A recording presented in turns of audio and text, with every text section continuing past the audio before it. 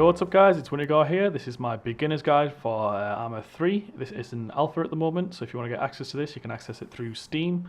It gets you access to the alpha, beta and final release, and it's also a lot cheaper than the final release will be. This beginner's guide aims to go through some of the default controls in Arma, and also some of the more new features and new controls for Arma 3. So it's quite a good refresher for you guys that have played Arma 2, and also anyone new beginning in Arma 3, because it does have quite a vast control system, which can sometimes seem quite daunting to get used to. So yeah, let's get started.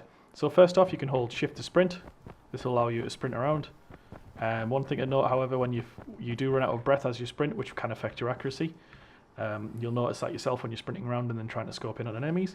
The next thing is crouching and going prone, or changing between your three main stances, which are standing, crouching and prone. This is accessible by pressing X on the keyboard to stand and crouch, and then Z to lay down and stand up. You can switch between all three of these on the go. Basically, this allows you to get between the three different types of cover heights. I will go into the advanced stances in a second. The next thing I want to look at right now though is you're pressing right click once will put you into the scoped mode. You can see here I have two different scopes on my gun, so to access each one I can press control and press right click once, and that will allow me to switch between the guns. I want to use my red dot sight here to just show you guys, for example, if you hold right click while you're zoomed in, it will allow you to zoom in like this, which is basically your character is steady aiming, holding his breath to get a more accurate shot. And then the next thing to look at is the free look. So by pressing the left alt you can look around freely, and you'll notice your gun stays in the same place as well as your crosshair. So I could actually look over the right here and take this guy out. This is useful for when you're running through things such as fields and you want to be able to see around. You can also, in normal servers, you can press the right enter on the numpad to go into third person and switch between third person and third person on the fly. And then also look around. So for example, if I'm running to run away from someone, I can look behind me. There you go. Which is really useful. Just look around while you're moving. So I'm just going to get into a crouched position here to improve my accuracy a little bit. You can press F on the keyboard to switch between the fire types, which are semi-automatic and automatic, or for some other guns it'll be burst fire. And it'll also switch to your grenade launcher, which will allow you to fire that off. You can pick them up off enemies. So I'm going to show you now fully automatic. So there we go.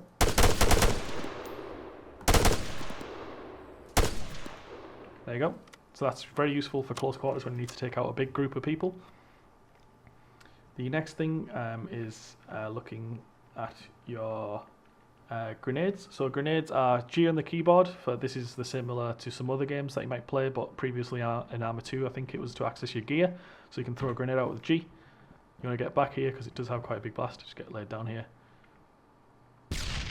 Oh, you did notice there was some block back there, blow back there from the grenade, so I did get rocked slightly. Didn't actually damage me though, because I wasn't close enough to actually be affected by it. Yeah, so the next thing to look at is my inventory. If I press I, that'll pull up the inventory. You can see I have different scopes on my guns here. For example, I can take off my helmet by pressing right click. Just put it back on though because I really want to protect my head. I can modify my gun slightly by changing the scopes in the IR laser, which is a laser you can access by pressing the L key on your keyboard. That's only visible when you're using a night vision though, because it is infrared, I believe. An infrared laser, which is useful for pointing out enemies. Just press B on the keyboard here, which will pull up my binoculars. You can use these to look around. You'll notice up here there's loads of enemies in the distance. If I didn't have a gun with such a long range scope already attached, I wouldn't have been able to see these guys very easily. They do stand out quite clearly though. You'll notice like the little speck on the map. So I'm just going to go ahead and scope in on this guy. You hold right click to hold steady my aim. And oh, I did miss there, so I'm just going to try that again. There we go, got the guy. It's better to just aim for the biggest target, which is his chest, when trying to perform a long range shot. So the next thing I want to look at is healing yourself or teammates. I'm just going to run up here to one of our volunteers now. You notice there's two civilians here. They are looking quite rugged at the moment. They are very damaged, and I can treat the civilian here, or a teammate as it would be. I'm going to treat the guy with shades on. I think, by scrolling to him and clicking in the middle mouse button. If you are injured, it will say treat self, I believe, which will allow you to treat yourself, to perform first aid on yourself. You'll notice here, I'm going into a treating animation. Control and press W or S, which is basically up and down on your keyboard. You can change your stance here. This allows you to look over varying heights of cover, which is very, very useful. In most other games, it's often frustrating when the developers have to cater everything to a certain, either like waist height for crouching. For example, it's very annoying that you have to expose yourself, and they've upgraded Arma 3 to have this new stance system. I'll show you how that's useful here. See there, I get my head down behind cover. Another thing to point out is the differences between where you're actually aiming and where your gun barrel is actually pointing. For example, you notice I can look around here, but my aimer does stay fixed to that piece of cover right in front of me. That's because my barrel, you can see, is pointing right at the cover. Compared to other games, it'd only be a case of the bullets basically come out of the end of wherever your crosshair is aimed. For example, this red dot. I can't actually hit this guy now. Nope, you notice I can't actually hit the guy. So I need to hold control and stand up slightly. Zoom in on the guy. Bam! Take him out. There we go. And yep, this is very, very useful. There's different stances that you can do, which allow you to get yourself even more behind cover. For example, like this. I can also use Q and E, like in Arma 2, to lean out from behind cover. You'll notice I can't lean as far to the left, obviously, because my gun is on my right hand side, and also I'd have to expose myself a lot more if I tried to lean out on the left. So it's often advisable to try and lean out on the right hand side of things where possible, unless you pin behind cover and you need to really use a different piece of cover. This stance system allows you to pop out from different places so people can't easily tag you. You'll notice my crosshair switching between the cover that I'm looking at and on the guy because my gun's actually pointing out of cover. There we go, take that guy out. The next thing I'll show you guys is leaning out from behind cover. So if I'm, for example, next to this wall and I want to step out instead of lean out, I can just hold control and press A or D, which will perform a step out from the cover. It's often useful to get used to how much this steps over, because obviously I'm exposing quite a lot of myself here when I don't need to be. So I can actually move across until my crosshair just snaps out. Here, I'm going to try and get this guy here. There you go, you notice that I've got this guy. I can also combine this with leaning out to get a bit more further out.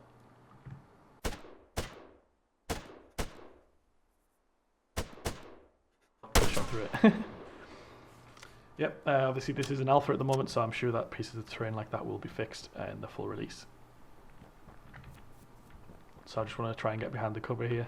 Third person does offer you a lot more visibility than first person. Obviously I wouldn't be able to see anyone was behind that cover normally. You can crawl like this and also you see hold shift to fast crawl. You can also press Q and E to roll while you're in a crawling position, which is obviously more useful. For example, that guy down the street there can see less of my body than I would if I was turned sideways. You can see the full extent of my body, which is easier for him to shoot at me because yeah, basically you can see more of me. I can obviously hold control and then change my stance even lower to pop my head out like this. But one of the disadvantages to this is you can't actually scope in, but it is still very, very accurate. You'll notice, switch to first person here. Just take this guy out. Pow! I can't aim any further down the street there, but it is still pretty accurate. For example, I'll just shoot this corner of this wall. And then hold control and press W to go back up again. On the third person so I can more clearly see what sort of stance I'm in. There we go.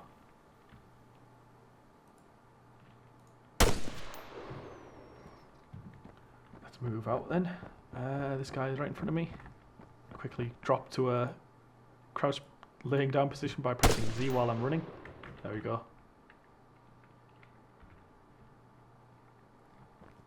And back up again. You can press space twice to switch to my pistol. There we go.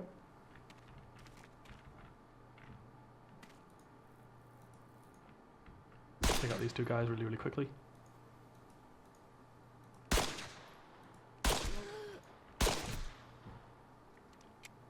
You can interact with things such as doors by scrolling the mouse wheel and just selecting the door. For example, open door. Or for example, I can check what sort of equipment this guy has on him. Just a basic civilian though, by scrolling and middle mouse button clicking on his gear, so I can have a look at what he's got. If you had, for example, a weapon or item that I wanted, I could just right click on that and it'd pick it up. But you also need to pay attention to your actual gear there. You can see the little bar filling up to represent how much of our gear is currently full, because there is like a weight limit to your gear.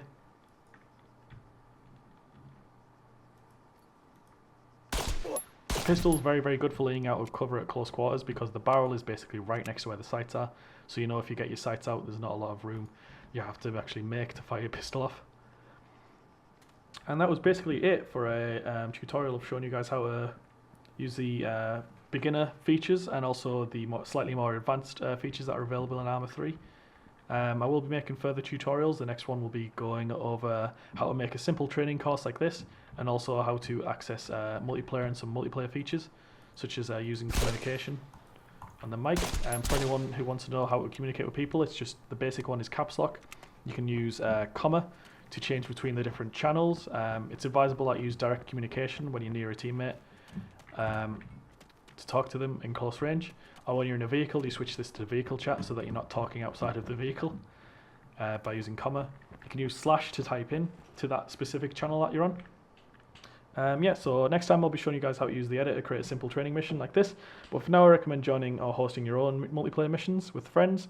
You can find many maps over at Armaholics to download. I'll also show how I edit these missions to enable respawning for those who are new to the game, because I found myself, when I wanted to get used to the game, I did kind of want to respawn in these multiplayer missions rather than dying and having to do the entire thing again. So I'll show you guys how to edit the different types of respawning by just editing a simple text file. It's very, very clear how to go through it.